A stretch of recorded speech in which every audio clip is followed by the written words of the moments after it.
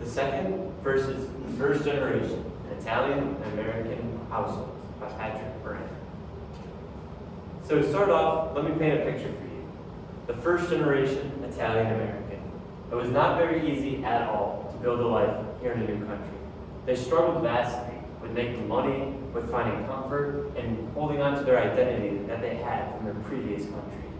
Facing discrimination and economic hardship was something that was present for almost all first-generation Italian Americans. They relied on their language and customs and close-knit communities to stay grounded as they were slowly adapting to these American communities. A different type of struggle is something that we see with the second-generation Italian Americans. Second-generation Italian Americans face a different struggle. Instead of preserving traditions, they were pressured to abandon them. Growing up between their parents' old worlds and those customs that they grew up with, and also the mainstream American cultures that they often were put into through school and other assimilation ways. They often felt torn and ashamed on appealing to ethnic and also driven to assimilate super quickly. Their challenge was not survival, but also defining an identity that balanced family heritage with the desire to fit in. Assimilation as pressure. So a thesis that I have is by contrasting the rigid stability of first-generation culture and experiences with fragmented, fast-cut environments of the second generation, we see unique psychological pressures on the child of immigrants that first generation never truly experienced. And we'll get more into this through quotes and also resources throughout the year. So the first thing that I want to start off with is obviously one of the last movies that we watched, which was Tarantella. Diane from Tarantella was kind of a perfect example of a second generation Italian American going through a lot of these psychological troubles / these modern day warfares that these kids in second generation Italian Americans have. So to start off, in the beginning of the movie, she was completely disconnected from her Italian American roots. She wanted nothing to do with it. She wanted to be fully American. It was her job. It was everything that she cared about. And she didn't even want to understand where she came from. She didn't know Italian. She didn't want to know about her grandparents or the family book whatsoever. And yet she distanced herself from those traditions to succeed and fit in as an American, which is something that we commonly see from second generation Italian Americans. This kind of created a unique psychological conflict in her. She had this shame and guilt of, I totally left my past and where I came from, but she also was very confused on, I want to be embraced as an American, but I also want to understand kind of what I'm coming from. So it was a constant battle for her, especially just being in American school with her with her mom being extremely Italian and speaking Italian and having all of her Italian friends. So yeah, it was very different for her.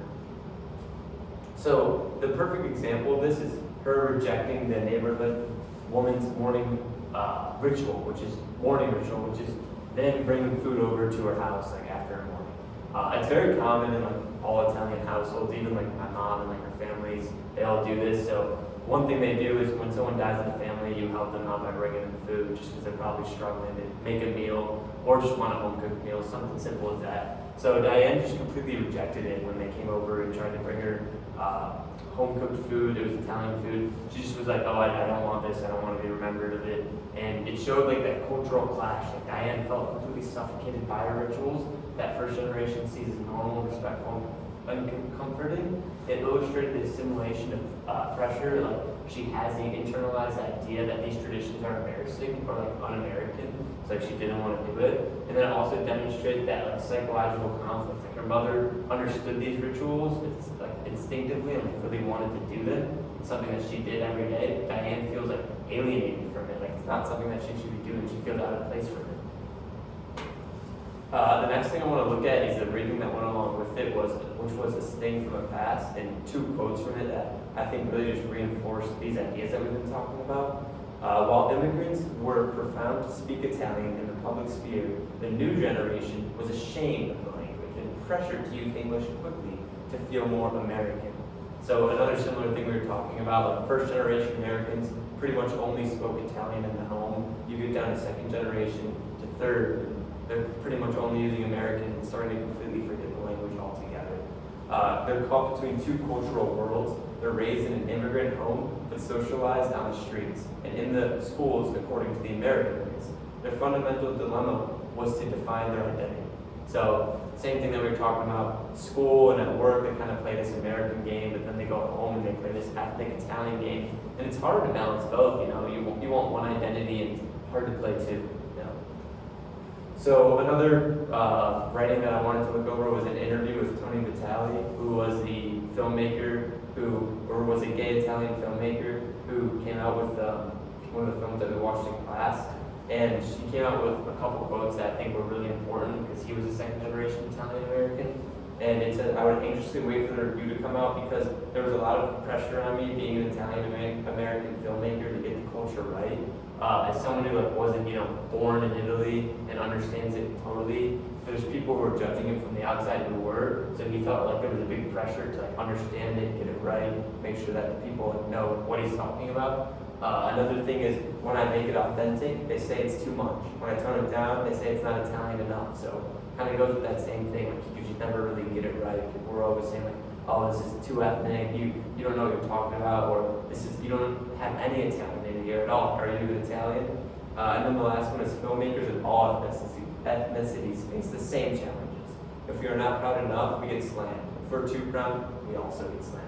So it's just a downhill battle. He's kind of saying there's no winning here, and he's just trying to do the best that he can. So the closing thoughts are, across the history of Italian American experience, one theme stands out. Each generation faces a different kind of struggle. While the first generation fought to preserve their tradition in the new land, the second generation carried the deeper psychological weight of balancing heritage with the pressure to assimilate. Their identity was shaped by tension between honoring their roots and fitting into American society. Together, the films, the readings, the interviews, they all show that conflict is simply not cultural, but personal. It reveals how the second generation must truly navigate the space between two worlds, often rediscovering the value of their heritage only after feeling that it's lost. Ultimately, the struggle defines the path towards a more grounded and integrated sense of self. Thank you.